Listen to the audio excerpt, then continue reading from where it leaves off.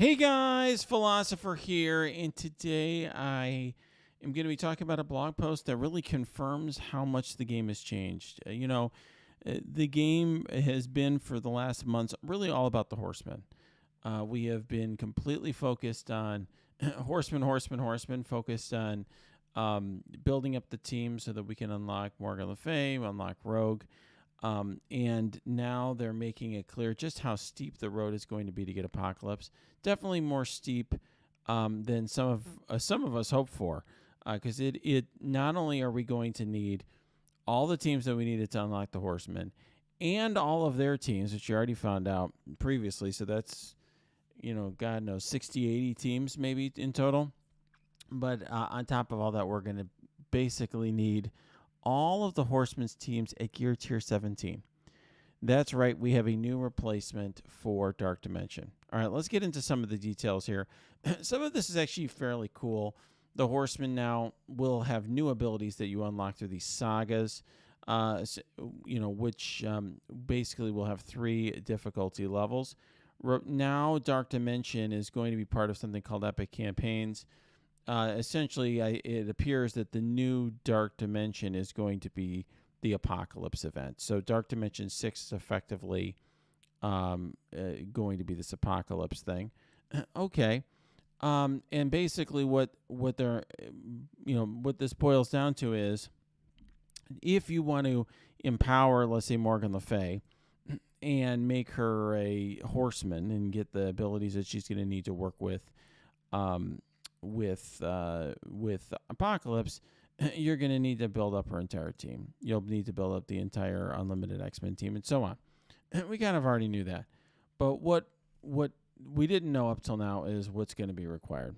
And the bottom line is to get to get the Horsemen up to gear tier, or get up through difficulty 3 and get them completely empowered to what they need to be for you to unlock Apocalypse. You're going to need them all at Gear Tier 17, which, essentially basically means that Dark Dimension is now, what this is the new Dark Dimension. It's just, it's in some ways you can think about it as, well, it's not so bad, because at least they don't require them all at 7 stars or something crazy like that. Or tie. One thing we haven't found out yet, I guess, is how big your Apocalypse is, and whether that's tied to the star level. We don't know that. In other words, if you have a 3-star Rogue at Gear Tier 17, does that mean that you're stuck with a 3-star Apocalypse? We don't know that. But nonetheless, I think this is going to be disappointing to a lot of people. Teal Gear is super hard to get. People, I think, were already, already dreading the grind for DD6.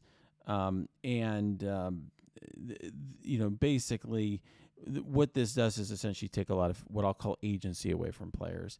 I think I first started content creation putting out an infographic for DD4, talking about what the best characters were there.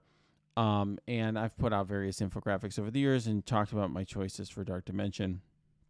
And more recently, it's been hard for me to even get excited about updating those infographics, because really it's all about just Scourge teams at this point. You might as well bring up your Web Warriors or bring up your Young Avengers or whatever, because you're going to need those characters geared anyway.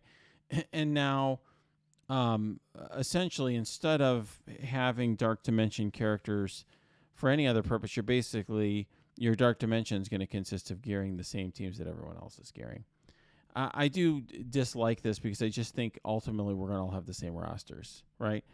We're all going to have Massive Darkhold, Unlimited X-Men, and so on, all so we can build the one team above all, I assume, which is going to be Apocalypse, right? So, as I said, to enter the final Apocalypse saga, you have to complete all 4 Horseman sagas on at least difficulty 1, and then to participate in the Apocalypse saga on difficulty 2, you have to have all 4 difficulty 2. And the bottom line is, to unlock Apocalypse, and I've confirmed this with the devs, you need to beat the Apocalypse saga on difficulty 3. So Apocalypse requires Gear Tier 17 for all teams. And I have to say, all of the 4 teams. So you're going to need 20 specific characters at Gear Tier 17 to unlock Apocalypse. in addition to all the teams beneath them. And I will just say that can be pretty significant. I mean, in other words, I guess it depends on how hard you've been going at these events. But, for example, I just got my rewards for, the famine event. Okay, rank 62, whatever. Now, what did it take to get Rogue up to that spot where I could get her at 7 stars? Well, it took a young Avenger team that was insane, right? I'm not the only person, I'm sure, that put a full gear tier 16 on my young Avengers. A lot of people did that with Web Warriors the time before. So realistically, players are going to be gearing up essentially at least 4 other teams maxed out in addition to the 4 teams, or close enough, right?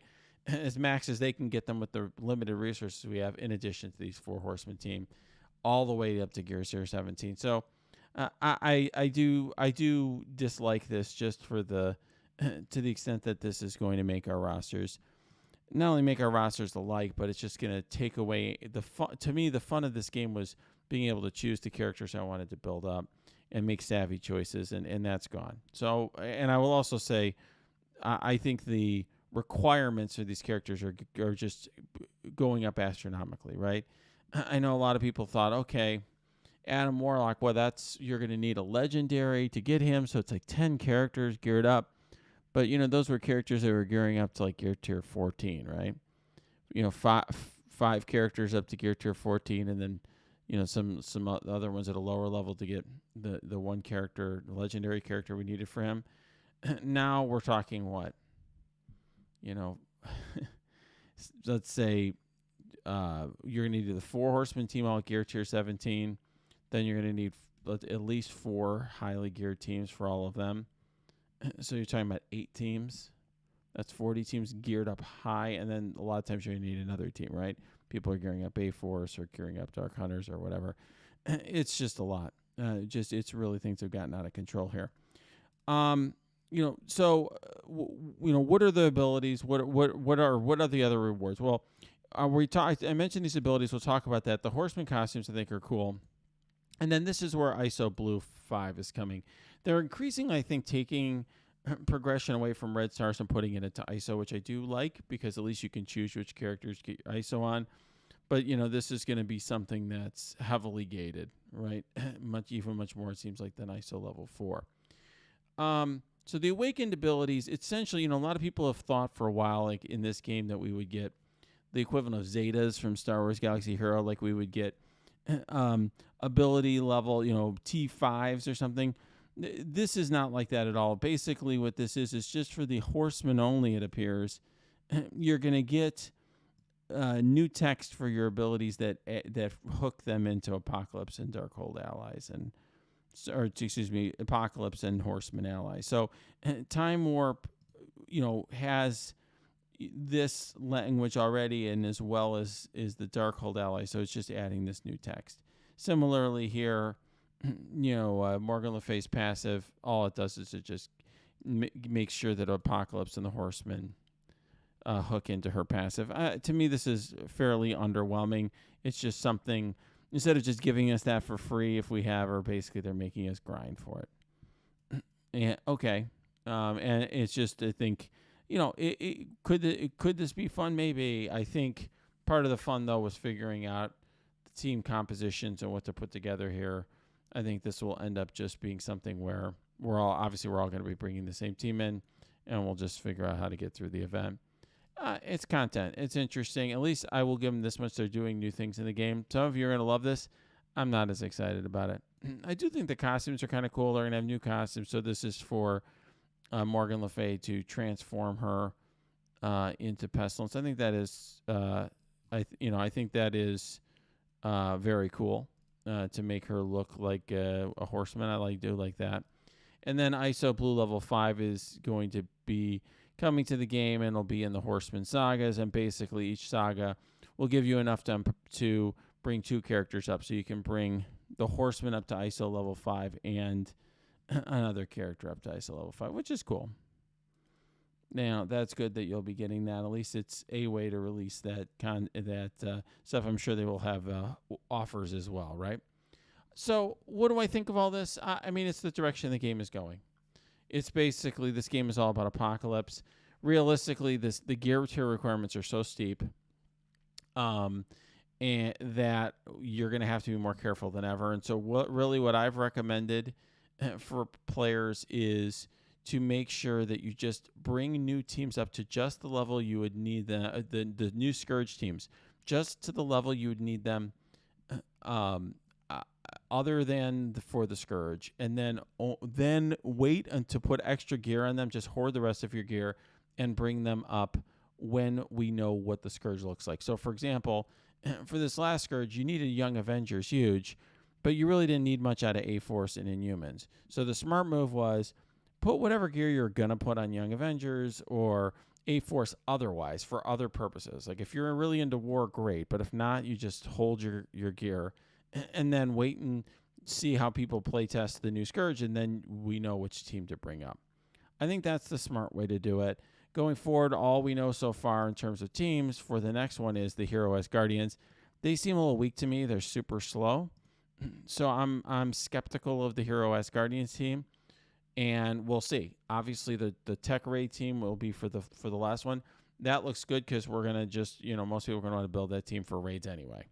So like I said, it's not that you don't build those the teams for the Scourge. It's just that you put the resources into them that you would otherwise. That's my advice for now. And boy, do we have a long road ahead to get Apocalypse. I won't be racing for that, that's for sure. All right, guys, if you like this video, I didn't, but if you like it, you can smash that like button, subscribe to this channel. If you have comments, questions, cheers, happy, sad, angry, mad, put it below or go to my Discord. You can also go to my Twitch stream. That is linked below, too.